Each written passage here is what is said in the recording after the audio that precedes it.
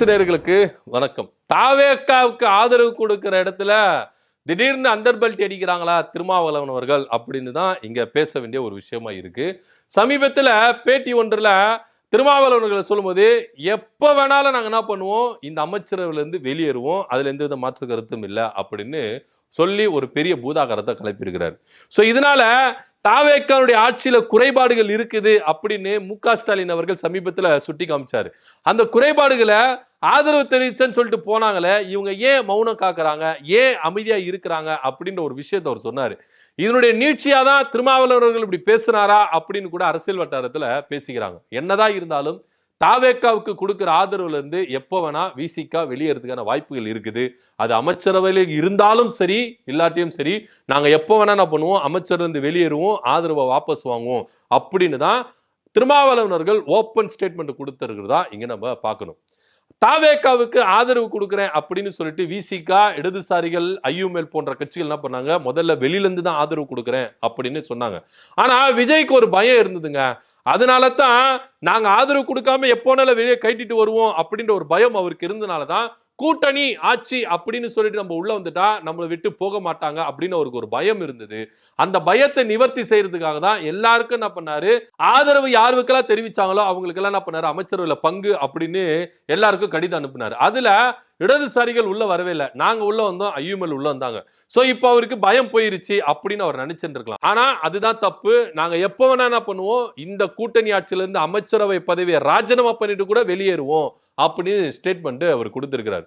அது மாத்திரம் இல்லாம சில விஷயங்கள் அவர் என்ன பண்ணிருக்கிறாரு, புரிய வச்சிருக்கிறார். நான் சீமானையும் விஜயையும் RSS பெற்ற பிள்ளை அப்படின்னு நான் சொன்னேன். ஆனா இத குறித்து விஜய் அவர்கள் கிட்டே நான் டைரக்டா போய் கேட்டேன். உங்க மேல எனக்கு ஒரு சந்தேகம் இருந்தது. ஏன்னா நீங்க திமுக மட்டும் தான் விமர்சிக்கிறீங்க, அதிமுக விமர்சிக்கல, பாஜக விமர்சிக்கல, அதனால நான் இந்த மாதிரி பொதுவெளியில சொன்னேன் அப்படின்னு ஒரு சந்தேகம் இருந்தது. அட் சேம் டைம் நீங்க திமுக கூட்டணியில இருக்கிற கட்சிகளை தான் கூப்பிட்டீங்களே கண்டி, அதிமுகவை கூப்பிடவே இல்லை. சோ அப்பவே உங்க மேல எனக்கு ஒரு நம்பிக்கை வந்துருச்சு அப்படின்னு இவர் சொல்றாரு. அது மாத்திரம் இல்லாம கூட்டணியை பிளக்கிறதுக்கு தான் இந்த விஷயங்கள்லாம் செய்யறீங்களா அப்படின்ற ஒரு கேள்வியும் இருந்தது. ஆனா மதசார்பற்ற கொள்கையில நீங்க உறுதியா இருக்கிறீங்க அப்படின்னு எங்களுக்கு இங்க புரிஞ்சதுனாலதான் நாங்க ஆதரவு கொடுக்கிறோம் அப்படின்னு பல விஷயங்கள் என்ன பண்றாரு அவர் சொல்லியிருக்கிறாரு. இன்னொரு விஷயத்த சொன்னாரு, திமுக ஒருபோதும் எங்க மேல கோபம் கொண்டதே கிடையாது, எங்களை பகைச்சதே கிடையாது. ஏன்னா நான் இது மாதிரி தாவேக்காவுக்கு ஆதரவு தெரிவிக்க போறேன், குடியரசுத் தலைவர் ஆட்சி வரக்கூடாது அப்படின்னு சொல்லிட்டு மு.க. ஸ்டாலின் அவர்கள் கிட்ட சொல்றேன், அவரும் எதுவுமே சொல்லல. அமைச்சர்கள் கிட்ட சொல்றேன், அவங்களும் எதுவுமே சொல்லல. உதயநிதி ஸ்டாலின் கிட்ட சொல்றேன், அவரும் எதுவுமே சொல்லல. ஒரு துளி கூட அவங்க என் மேல என்ன பண்ணல, கோபமே படல. உங்க இஷ்டம், நீங்க என்ன வேணா பண்ணிக்கோங்க, எங்களுக்கு பிரச்சனை கிடையாது அப்படின்னு எல்லாரும் பிராட்மைண்டா பேசுறாங்களே கண்டி, ஒருத்தர் கூட எங்களுக்கு நெருக்கடி கொடுக்கல. நினைச்சிருந்தா திமுக நினைச்சிருந்தா எங்களை நிர்பந்திச்சிருக்கலாம். ஏன் கூட்டணியை விட்டு வெளியே போறீங்க, போகாதீங்க அப்படின்னு சொல்லிட்டு நிர்பந்திச்சிருக்கலாம், எங்களை கட்டுப்படுத்தி இருக்கலாம், எங்களை எப்படியாவது மிரட்டி இருக்கலாம். ஆனா ரொம்ப நாகரிகமான அரசியலை திமுக எடுத்தாங்க. எங்களை எதுவுமே சொல்லல, நீங்க தாராளமா போங்க, உங்க விருப்பம், உங்க இஷ்டம், நாங்க தடை பண்ண மாட்டோம், எங்களுக்கு எதுவா இருந்தாலும் ஓகே அப்படின்னு சொல்லிட்டு தான் நாங்க என்ன பண்ணோம், அவங்க சொன்னாங்க, நாங்க வெளியே வந்தோம் அப்படின்ற ஒரு விஷயத்த அவர் சொல்லி வச்சிருக்கிறார். உண்மையிலேயே திமுக இப்படி சொன்னது எனக்கு ரொம்ப வியப்பா இருந்தது, ஆச்சரியமா இருந்தது. ஏன்னா எந்த ஒரு கட்சி இப்படி சொல்ல மாட்டாங்க. ஆனா ஏன்னா ஆட்சியை பிடிக்கணும், கை கிட்ட வந்தது யாருன்னா விடுறதுக்கு தயாரா இருப்பாங்களா அப்படின்ற பட்சத்துலதான் இப்படி இருந்தது. ஆனா யாருமே என்ன கேட்காம யூகத்துல நிறைய பேர் என்ன பண்ணீங்க பேசுறீங்க, மெயின் சோர்ஸே நான் தான், என்கிட்ட கேட்டிருக்கணும், யாரை கேட்கல அப்படின்ற ஒரு விஷயத்தை அவர் முன்வைக்கிறார். இன்னைக்கு தாவேக்கா ஆட்சியில ஏகப்பட்ட பிரச்சனைகள் எழும்பி இருக்கு, ஏகப்பட்ட குற்றச்சாட்டுகள் முன்வைக்கிறாங்க. ஏன்னா இது குறித்து மகளிர் அணி கூட்டத்துல மு.க. ஸ்டாலின் அவர்கள் ஒரு விஷயத்தை சுட்டி காட்டினாரு.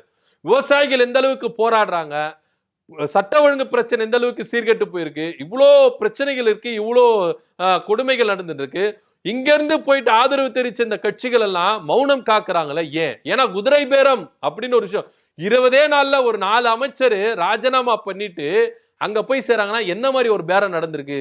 ஜனநாயக சக்திகள் ஏன் இதை எதிர்த்து கேள்வி கேட்கல அப்படின்ற ஒரு நியாயமான கேள்வியை மு.க. ஸ்டாலின் அவர்கள் முன்வைத்தார். ஏன் திருமாவளவன் பேசல, இடதுசாரிகள் பேசல, ஏன் இவங்க எல்லாம் அமைதி காக்குறாங்க அப்படின்னு பேசினாரு, குரல் கொடுத்தாரு. அடுத்த நாளே திருமாவளவன் அவர்கள் இப்படி சொல்றது தான் இங்க ஏதோ ஒரு கனெக்டிவிட்டி இருக்குது அப்படின்னு பேச வேண்டிய ஒரு விஷயமா இருக்கு.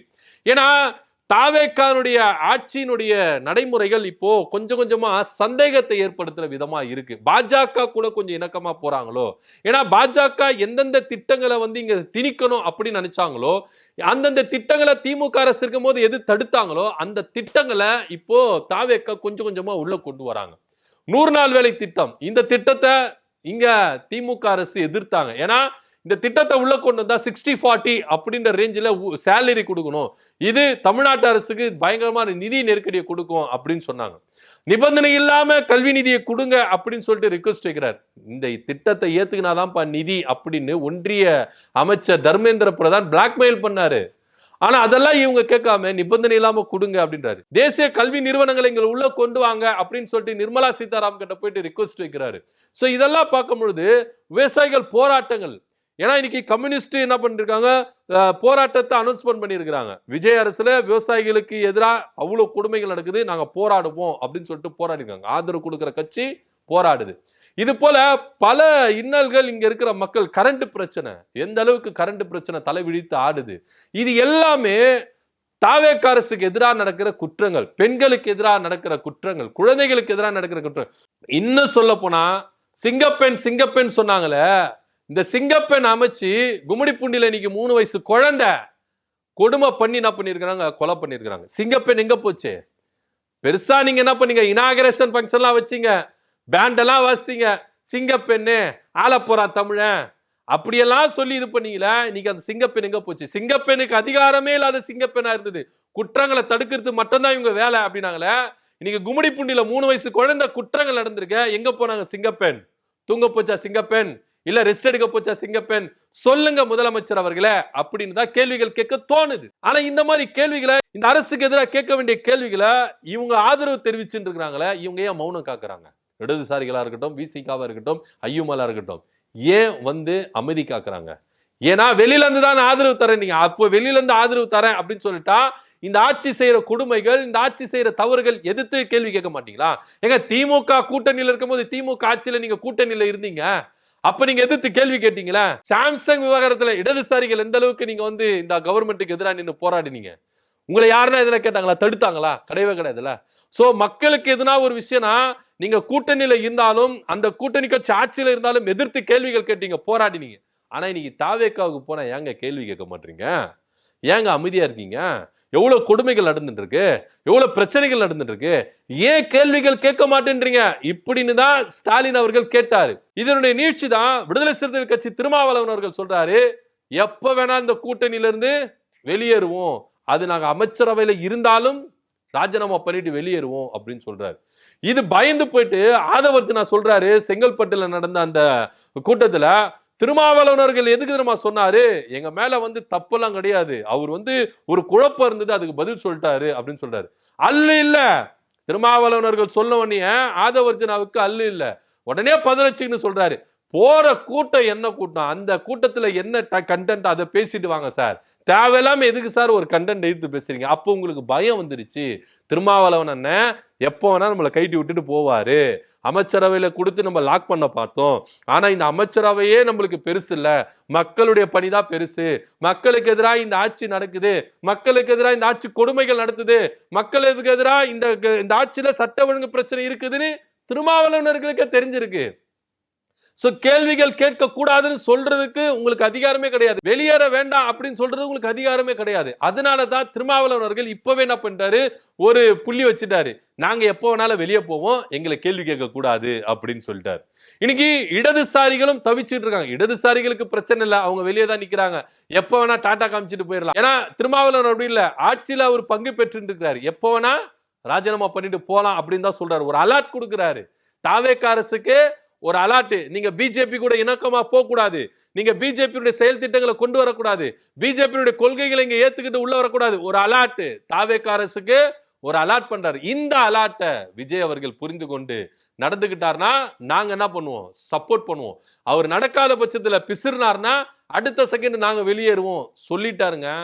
இதுக்கப்புறம் தாவேக்கானுடைய நிலைப்பாடு எப்படியா இருக்க போகுது, நகர்வுகள் எப்படியா இருக்க போகுது அப்படின்னு நம்மளுக்கு தெரியல.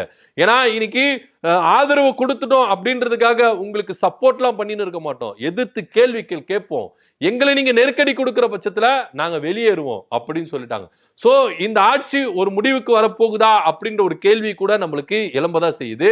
சோ எப்படியா இருந்தாலும் இங்க திமுக மேல என்னென்ன குற்றச்சாட்டுகள் முன்வைத்தாங்களோ அதற்கும் திருமாவளவன் அவர்கள் தெள்ள தெளிவா பதில் சொல்லிட்டாரு. அவர் மேல என்னென்ன குற்றச்சாட்டுகள் முன்வைத்தாரோ அதுக்கும் என்ன பண்ணாரு, தெள்ள தெளிவா கருத்துக்களை முன் வச்சுட்டாரு.